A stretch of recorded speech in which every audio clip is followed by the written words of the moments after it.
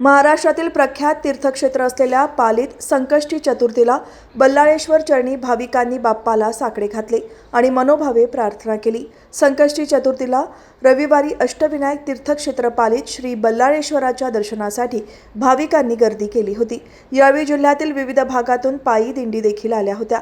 माघी गणेशोत्सव देखील मोठ्या उत्साही आणि भक्तिमय वातावरणात पार पडला होता। त्यानंतर रविवारी सुट्टीच्या दिवशी आलेल्या संकष्टीला देखील भाविकांनी गर्दी केल्याचे पाहावयास मिळाले। मंदिरात पहाटेपासूनच दर्शनासाठी लांब रांगा लागल्या होत्या। दिवसभर वाहने आणि भाविकांची मोठी रेलचेल होती। वर्षभर बल्लाळेश्वराच्या दर्शनासाठी भाविक येत जात असतात। पाली नगरी नेहमीच गजबजलेली असते। श्री बल्लाळेश्वर मंदिर आणि गाभाऱ्यात फुलांची सजावट करण्यात आली होती। श्री बल्लाळेश्वरला देखील आभूषण आणि वस्त्र परिधान करण्यात आले होते। तसेच रांगोळी देखील काढण्यात आली होती। श्री बल्लाळेश्वराच्या दर्शनासाठी जिल्ह्यासह संपूर्ण महाराष्ट्रभरातून भाविक दाखल झाले होते।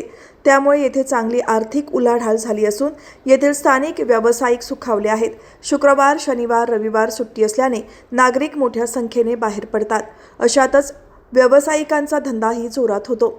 भाविकांमुळे येथील हॉटेल व्यावसायिक, लॉजिंग बोर्डिंगवाले, पापड, लोणचे, मिरगुंड विक्रेते, पेढेवाले, सरबतवाले, छोटे मोठे दुकानदार आणि इतर व्यावसायिकांचा धंदा तेजीत होता। मंदिर परिसरातील दुकाने आणि हॉटेल ग्राहकांनी गजबजलेले होते।